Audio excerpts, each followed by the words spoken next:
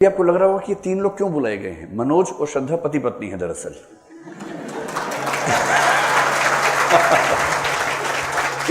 इसलिए बुलाए गए हैं। आपको लग रहा होगा ना कि ये क्या चक्कर है, मैसेज तो 2 के बारे में था, ये 2 से 3 कैसे हो गए। और मनोज और श्रद्धा पति पत्नी हैं और उधर सामने छोटा सा बच्चा बैठा है, वो इनका बेटा है, तो उसका नाम मानस है। तो आज वो भी आया था, तो हमने कहा तुम भी देखो, अपने पेरेंट्स का इतिहास जानो, थोड़ा सा पता होना चाहिए कि पेरेंट्स ने क्या क्या मतलब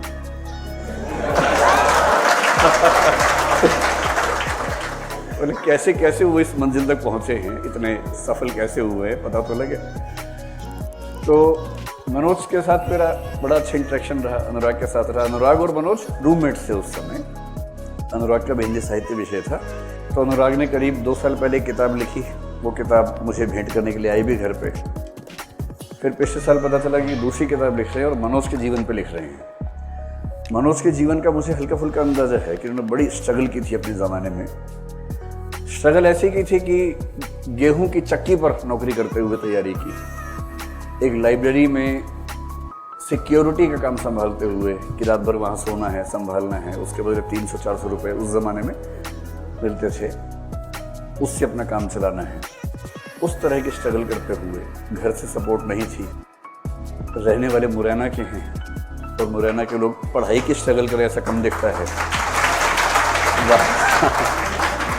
लेकिन मुरैना का आदमी IPS बने तो फिर थोड़ा ठीक लगता है कि हाँ, बंदूक वैध तरीके से हाथ में आ गई है, ये वाला भाव ज़्यादा मन में आता है। तो ये उपन्यास जब इन्होंने लिखा, अनुराग ने, तो इन तीनों ने मुझसे कहा कि सर हो सके तो एक बार आप इसको पढ़िए।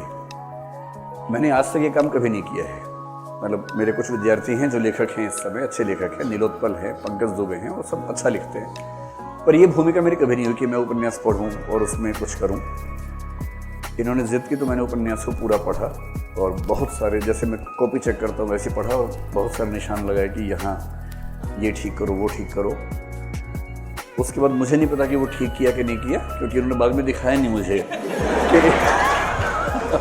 बस वो मेरे घर पे आके ले गए और बोले हम ठीक कर देंगे, और उसके बाद मुझे यही मिला इस चीज़। तो मुझे पता नहीं कि कुछ ठीक किया, तो मुझे भी देखना है। ये मुझे उपन्यास कल ही मिला है दूसरी बार छपने के बाद, अब मैं इसको ध्यान से पढ़ूंगा फिर से। और फिर फरमान आया कि इसकी भूमिका भी आपको ही लिखनी है, तो मैंने इसकी भूमिका लिख के भेजी।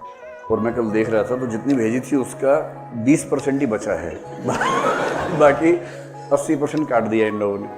लेकिन इस किताब को पढ़ते हुए मुझे 2-3 इंस्टांसेस बड़े रोचक लगे, और पिछले 6 महीने से मैं हर जगह वो सुनाता हूँ जहाँ जाता हूँ। इतने रोचक प्रसंग हैं कि वो ना सुनाऊँ तो मेरा मन नहीं मानता है।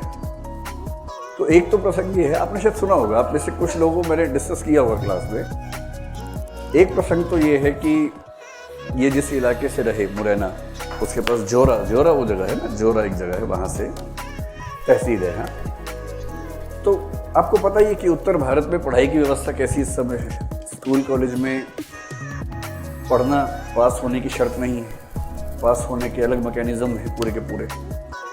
तो ये जिस स्कूल में थे वहाँ पर पास करवाया जाता था, पढ़ा के नहीं, वैसे ही मैनेज करके। तो उससे बच्चों में खास कॉन्फिडेंस रहता है, साल भर नहीं पढ़े उसके बाद भी आत्मविश्वास रहता है कि जैसे हर साल पास हो रहे हैं इस साल भी हो ही जाएंगे। तो इनकी 12वीं क्लास थी और उसी समय एक दर्दनाक हादसा हुआ। ये 12वीं का एग्ज़ाम देने गए, उसी समय वहाँ पर कोई नया SDM आया था, तो उसको पता लगा होगा कि बहुत चीटिंग होती है। उसने ठान लिया कि मेरे होते चीटिंग नहीं होगी। इनको तो पता भी नहीं था कौन आ गया है, ये तो सदियों से चली आ रही व्यवस्था के तहत तैयारी कर रहे थे, उसी परंपरा में तैयारी चल रही थी। बहरहाल ये एग्ज़ाम देने गए तो पता लगा कि चीटिंग शुरू होती है उससे पहले ही SDM खुद वहाँ गया और प्रिंसिपल को उसने मतलब डांटना शुरू कर दिया।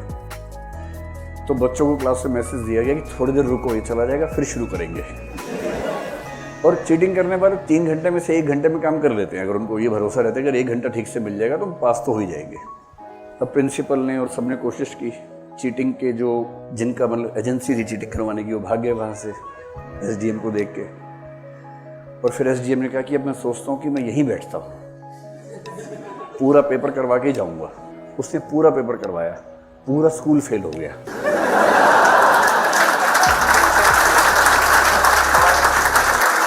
बहुत से लोगों को नहीं पता होता उन्हें जीवन में क्या करना है। मेरी बहन आके मुझसे कई बार बोलती है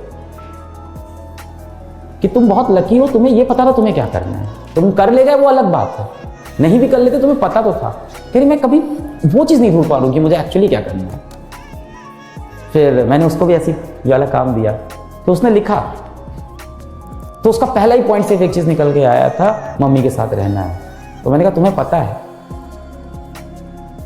तुम्हारे गोल्स हम लोग की तरह मॉनेटरी नहीं है, हमारे गोल्स में पैसा है, बड़ा एम्पायर खड़ा करना है, KGF बनाना है, सेल्फ डिपेंडेंट बनना है, मूवी स्टार बनना है। तुम्हारे एम में मम्मी इंपॉर्टेंट है, तुमने वो पकड़ लिया और तुम उसी को जी रही हो। So every day we should remember कि व्हाट इज दैट या what are those 3 or 4 things that we are living this life for, and we should be grateful to the infinite power above. I cannot take any name, सब अपने अपने धर्म में अपने अपने लोग मानते हैं, but there is a power above, that is for damn sure.